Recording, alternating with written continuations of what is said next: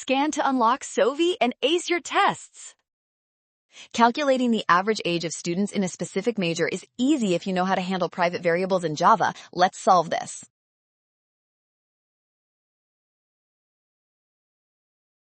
First, we need to check if each student's major matches our target string. Since we are inside a different class, we can't access private variables like major directly from the object. Because the major and age variables are marked private, any external class must use public getter methods. That means we must call getMajor and getAge on our student object K. Option B correctly uses these accessor methods within the loop to update our sum and count. This ensures we follow proper encapsulation rules in Java.